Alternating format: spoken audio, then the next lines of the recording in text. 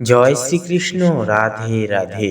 নমস্কার প্রিয় দর্শক বন্ধুগণ, আমাদের এই রুদ্রবাণী চ্যানেলের আরো একটি নতুন বিশেষ আধ্যাত্মিক মূলক মন্ত্রের আপডেটের পর্বে আপনাদের সবাইকে জানাই স্বাগতম। আশা করছি আপনারা সবাই মূলত ভালো আছেন এবং সুস্থ আছেন। আজ রবিবার। আজকের এই তিথিতে এবং আজকের এই যোগে আমরা সকল সনাতনী ভাই বোনেরা একত্রে সৎসঙ্গে জড়ো হয়ে আমরা শ্রবণ করব তথা আরাধনা করব সূর্য মহারাজের, যিনি আলোক, ঐশ্বর্য, সমৃদ্ধি এবং মানের বিশেষ কারক হিসেবে পরিচিত। এবং আমাদের পরম সৌভাগ্য এই যে আমরা স্বয়ং সূর্যদেবকে প্রত্যহ দিন দর্শন করতে পারি, আমরা দেখতে পারি। এটাই হচ্ছে আমাদের পরম সৌভাগ্য। তো বন্ধুরা, সূর্যদেবের কৃপা যে ভক্তের উপরে থাকে, সে ভক্তের জীবনে কিন্তু সমস্যা, দুর্ভিক্ষ, অনটন, জ্বালা, দুর্ভিক্ষ এগুলো কিছুই থাকে না তার জীবনে প্রবাহমান সূত্র যাচক করে সুখ, শান্তি এবং সমৃদ্ধির ঐতিহ্যবাহী একটা পরিবেশ সংগঠিত হয় সেই ভক্তের জীবনে। তো বন্ধুরা, জীবনে যদি আপনার সমস্যা চলে, যদি আপনারা শান্তিটুকু চাইছেন, সংসারের উন্নতি যদি চান, তাহলে আসুন আজকের এই রবিবারের প্রভাতে আমার সঙ্গে একত্রে সম্মিলিত হয়ে মনকে ধীর রেখে একাগ্র চিত্তে শ্রবণ করুন বিশেষ আশ্চর্যজনক সূর্য মহারাজের মন্ত্র। বন্ধুরা, আজকের এই পর্বে আমরা সূর্য মহারাজের এমন এক বিশেষ চমকপ্রদ মন্ত্রের কথা জানব তথা শ্রবণ করব। এই মন্ত্র যুগ যুগান্তর ধরে দুঃখ বিনাশকারী, সুখ শান্তি প্রদায়নকারী মন্ত্র নামে কিন্তু পরিচিত তথা প্রচলিত রয়েছে। তাই আসুন আজকের এই প্রভাতে আমরা সকলে মিলে শরণাপন্ন হই শ্রী শ্রী আদিত্য নারায়ণ শ্রী সূর্য মহারাজের চরণে। তো বন্ধুরা, বলি আমাদের এই রুদ্রবাণী চ্যানেলে যদি নতুন হয়ে থাকেন, অবশ্যই সাবস্ক্রাইব করে কমেন্টে ভক্তি ভরে লিখে যান জয় শ্রী সূর্য মহারাজের জয়। দেখবেন আপনাদের স্থগিতরত মনোকামনা, মনের বাসনা একান্তই নিমেষেই পূর্ণ হবে, জীবনে প্রবাহিত হবে সুখের সম্ভার। তো বন্ধুরা, চলুন এবারে মন্ত্র উপাসনা করা শুরু করা যাক। ওম নমো ভগবতে বাসুদেবায়। জয় শ্রীকৃষ্ণ। রাধে রাধে। নমো সবিত্রে জগদেক চক্ষুষে জগত প্রসূতি স্থিতি নাশ হেতবে ত্রৈময়ায় ত্রিগুণাত্মধারিণে বিরিঞ্চি নারায়ণ শঙ্কর আত্মনে। নমো সবিত্রে জগদেক চক্ষুষে জগত প্রসূতি স্থিতি নাশ হেতবে ত্রৈময়ায় ত্রিগুণাত্মধারিণে বিরিঞ্চি নারায়ণ শঙ্কর আত্মনে। নমো সবিত্রে জগদেক চক্ষুষে জগত প্রসূতি স্থিতি নাশ হেতবে ত্রৈময়ায় ত্রিগুণাত্মধারিণে বিরিঞ্চি নারায়ণ শঙ্কর আত্মনে। নমো সবিত্রে জগদেক চক্ষুষে জগত প্রসূতি স্থিতি নাশ হেতবে ত্রৈময়ায় ত্রিগুণাত্মধারিণে বিরিঞ্চি নারায়ণ শঙ্কর আত্মনে।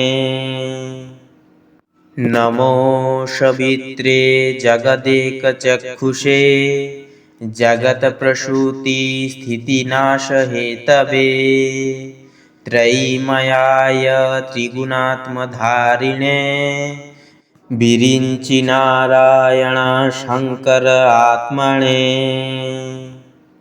নমো সবিত্রে জগদেক চক্ষুষে জগত প্রসূতি স্থিতি নাশ হেতবে ত্রৈময়ায় ত্রিগুণাত্মধারিণে বিরিঞ্চি নারায়ণ শঙ্কর আত্মনে। নমো সবিত্রে জগদেক চক্ষুষে जगत प्रसूति स्थितिनाश हेतवे त्रयीमयाय त्रिगुणात्मधारिणे विरिञ्चि नारायण शंकर आत्मने नमो सवित्रे जगदेकचक्षुषे जगत प्रसूति स्थितिनाश हेतवे त्रयीमयाय त्रिगुणात्मधारिणे विरिञ्चि नारायण शंकर आत्मने नमो सवित्रे जगदेकचक्षुषे जगत प्रसूति स्थितिनाश हेतवे त्रयीमयाय त्रिगुणात्मधारिणे विरिञ्चि नारायण शंकर आत्मने नमो सवित्रे जगदेकचक्षुषे जगत प्रसूति स्थितिनाश हेतवे त्रयीमयाय त्रिगुणात्मधारिणे विरिञ्चि नारायण शंकर आत्मने नमो सवित्रे जगदेकचक्षुषे जगत प्रसूति स्थितिनाश हेतवे त्रयीमयाय त्रिगुणात्मधारिणे विरिञ्चि नारायण शंकर आत्मने नमो सवित्रे जगदेकचक्षुषे जगत प्रसूति स्थितिनाश हेतवे त्रयीमयाय त्रिगुणात्मधारिणे विरिञ्चि नारायण शंकर आत्मने नमो सवित्रे जगदेकचक्षुषे जगत प्रसूति स्थितिनाश हेतवे त्रयीमयाय त्रिगुणात्मधारिणे विरिञ्चि नारायण शंकर आत्मने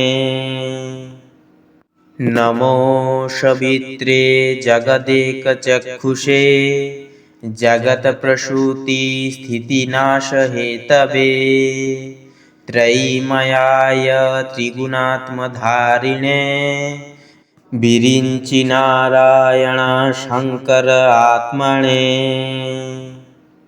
नमो सवित्रे जगदेकचक्षुषे जगत प्रसूति स्थितिनाश हेतवे त्रयीमयाय त्रिगुणात्मधारिणे विरिञ्चि नारायण शंकर आत्मने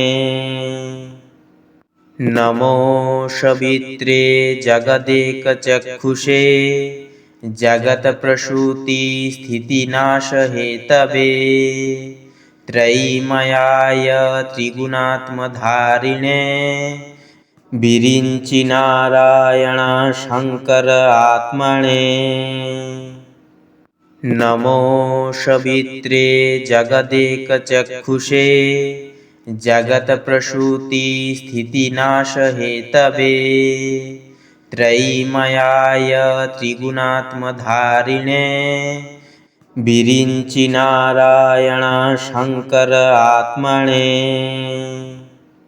नमो सवित्रे जगदेकचक्षुषे जगत प्रसूति स्थितिनाश हेतवे त्रयीमयाय त्रिगुणात्मधारिणे विरिञ्चि नारायण शंकर आत्मने नमो सवित्रे जगदेकचक्षुषे जगत प्रसूति स्थितिनाश हेतवे त्रयीमयाय त्रिगुणात्मधारिणे विरिञ्चि नारायण शंकर आत्मने नमो सवित्रे जगदेकचक्षुषे जगत प्रसूति स्थितिनाश हेतवे त्रयीमयाय त्रिगुणात्मधारिणे विरिञ्चि नारायण शङ्कर आत्मने। नमो सवित्रे जगदेकचक्षुषे जगत्प्रसूति स्थितिनाशहेतवे त्रयीमयाय त्रिगुणात्मधारिणे विरिञ्चि नारायण शङ्कर आत्मने।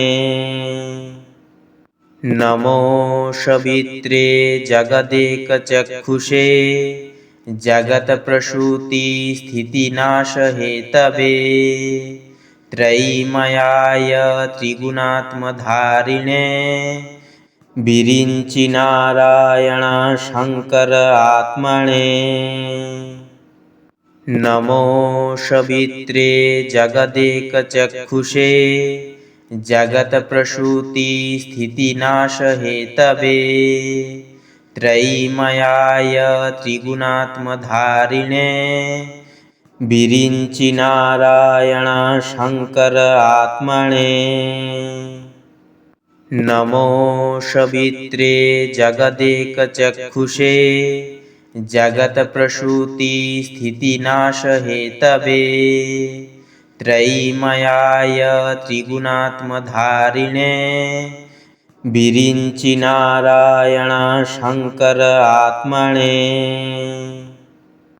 नमो सवित्रे जगदेकचक्षुषे जगत्प्रसूति स्थितिनाशहेतवे त्रयीमयाय त्रिगुणात्मधारिणे विरिञ्चि नारायण शङ्कर आत्मने।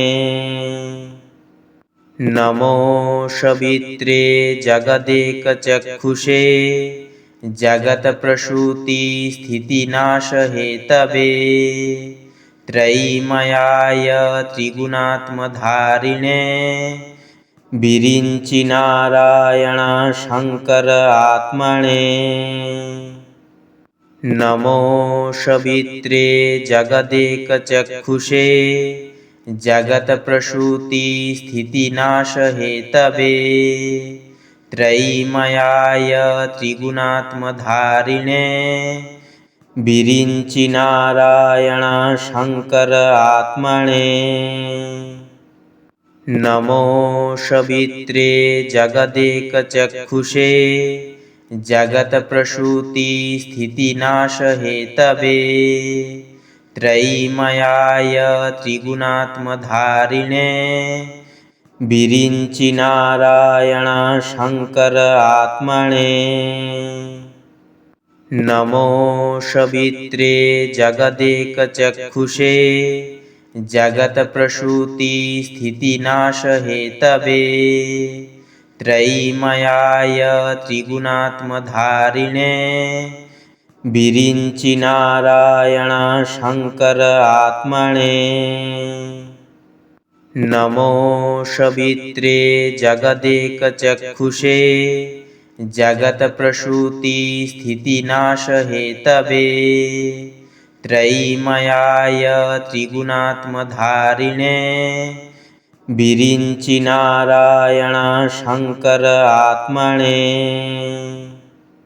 नमो सवित्रे जगदेकचक्षुषे जगत्प्रसूति स्थितिनाशहेतवे त्रयीमयाय त्रिगुणात्मधारिणे विरिञ्चि नारायण शङ्कर आत्मने।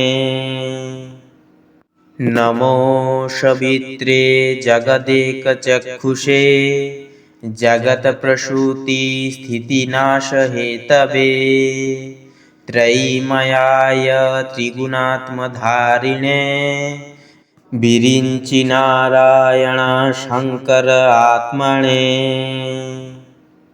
नमो सवित्रे जगदेकचक्षुषे जगत्प्रसूति स्थितिनाशहेतवे त्रयीमयाय त्रिगुणात्मधारिणे विरिञ्चि नारायण शङ्कर आत्मने। नमो सवित्रे जगदेकचक्षुषे जगत प्रसूति स्थितिनाश हेतवे त्रयीमयाय त्रिगुणात्मधारिणे विरिञ्चि नारायण शंकर आत्मने नमो सवित्रे जगदेकचक्षुषे जगत्प्रसूति स्थितिनाश हेतवे त्रयीमयाय त्रिगुणात्मधारिणे विरिञ्चि नारायण शंकर आत्मने नमो सवित्रे जगदेकचक्षुषे जगत्प्रसूति स्थितिनाश हेतवे त्रयीमयाय त्रिगुणात्मधारिणे विरिञ्चि नारायण शंकर आत्मने नमो सवित्रे जगदेकचक्षुषे जगत्प्रसूति स्थितिनाश हेतवे त्रयीमयाय त्रिगुणात्मधारिणे विरिञ्चि नारायण शंकर आत्मने नमो सवित्रे जगदेकचक्षुषे जगत्प्रसूति स्थितिनाश हेतवे त्रयीमयाय त्रिगुणात्मधारिणे विरिञ्चि नारायण शंकर आत्मने नमो सवित्रे जगदेकचक्षुषे जगत्प्रसूति स्थितिनाश हेतवे त्रयीमयाय त्रिगुणात्मधारिणे विरिञ्चि नारायण शंकर आत्मने नमो सवित्रे जगदेकचक्षुषे जगत्प्रसूति स्थितिनाश हेतवे त्रयीमयाय त्रिगुणात्मधारिणे विरिञ्चि नारायण शंकर आत्मने नमो सवित्रे जगदेकचक्षुषे जगत्प्रसूति स्थितिनाश हेतवे त्रयीमयाय त्रिगुणात्मधारिणे विरिञ्चि नारायण शंकर आत्मने नमो सवित्रे जगदेकचक्षुषे जगत्प्रसूति स्थितिनाश हेतवे त्रयीमयाय त्रिगुणात्मधारिणे विरिञ्चि नारायण शंकर आत्मने नमो सवित्रे जगदेकचक्षुषे जगत्प्रसूति स्थितिनाश हेतवे त्रयीमयाय त्रिगुणात्मधारिणे विरिञ्चि नारायण शंकर आत्मने नमो सवित्रे जगदेकचक्षुषे जगत्प्रसूति स्थितिनाश हेतवे त्रयीमयाय त्रिगुणात्मधारिणे विरिञ्चि नारायण शंकर आत्मने नमो सवित्रे जगदेकचक्षुषे जगत्प्रसूति स्थितिनाश हेतवे त्रयीमयाय त्रिगुणात्मधारिणे विरिञ्चि नारायण शंकर आत्मने नमो सवित्रे जगदेकचक्षुषे जगत्प्रसूति स्थितिनाश हेतवे त्रयीमयाय त्रिगुणात्मधारिणे विरिञ्चि नारायण शंकर आत्मने नमो सवित्रे जगदेकचक्षुषे जगत्प्रसूति स्थितिनाश हेतवे त्रयीमयाय त्रिगुणात्मधारिणे विरिञ्चि नारायण शङ्कर आत्मने। नमो सवित्रे जगदेकचक्षुषे जगत्प्रसूति स्थितिनाशहेतवे त्रयीमयाय त्रिगुणात्मधारिणे विरिञ्चि नारायण शङ्कर आत्मने। नमो सवित्रे जगदेकचक्षुषे जगत्प्रसूति स्थितिनाशहेतवे त्रयीमयाय त्रिगुणात्मधारिणे विरिञ्चि नारायण शङ्कर आत्मने। नमो सवित्रे जगदेकचक्षुषे जगत्प्रसूति स्थितिनाशहेतवे त्रयीमयाय त्रिगुणात्मधारिणे विरिञ्चि नारायण शङ्कर आत्मने। नमो सवित्रे जगदेकचक्षुषे जगत्प्रसूति स्थितिनाशहेतवे त्रयीमयाय त्रिगुणात्मधारिणे विरिञ्चि नारायण शङ्कर आत्मने। नमो सवित्रे जगदेकचक्षुषे जगत्प्रसूति स्थितिनाशहेतवे त्रयीमयाय त्रिगुणात्मधारिणे विरिञ्चि नारायण शङ्कर आत्मने। नमो सवित्रे जगदेकचक्षुषे जगत्प्रसूति स्थितिनाशहेतवे त्रयीमयाय त्रिगुणात्मधारिणे विरिञ्चि नारायण शङ्कर आत्मने। नमो सवित्रे जगदेकचक्षुषे जगत्प्रसूति स्थितिनाशहेतवे त्रयीमयाय त्रिगुणात्मधारिणे विरिञ्चि नारायण शङ्कर आत्मने।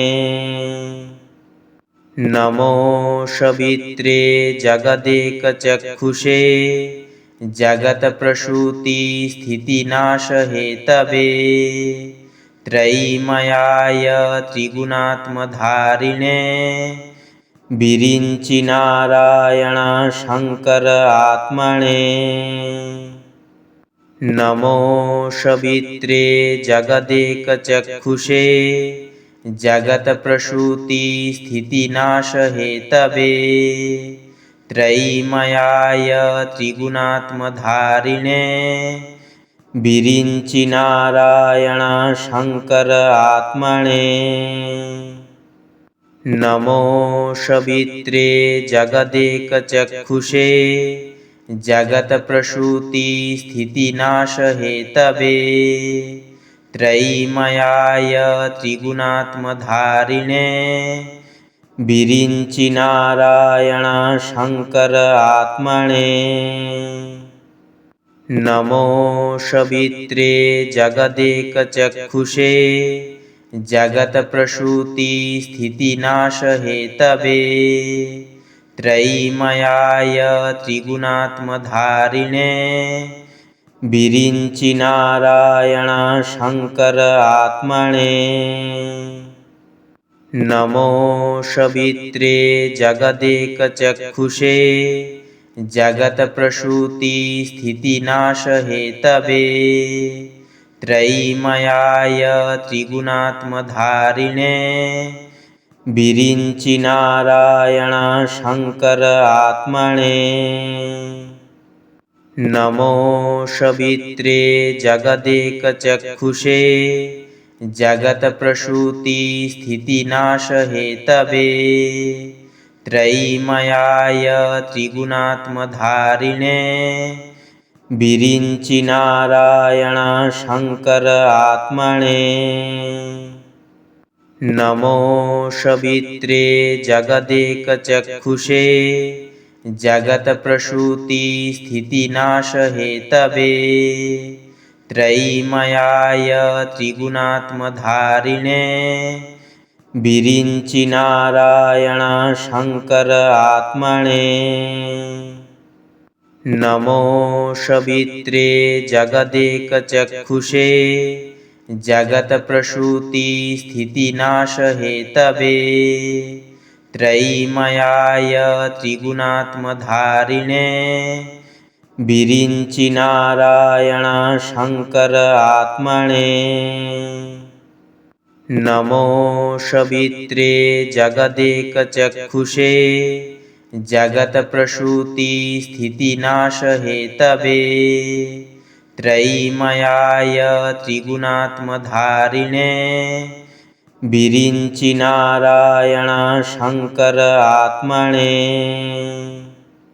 नमो सवित्रे जगदेकचक्षुषे जगत प्रसूति स्थितिनाश हेतवे त्रयीमयाय त्रिगुणात्मधारिणे विरिञ्चि नारायण शंकर आत्मने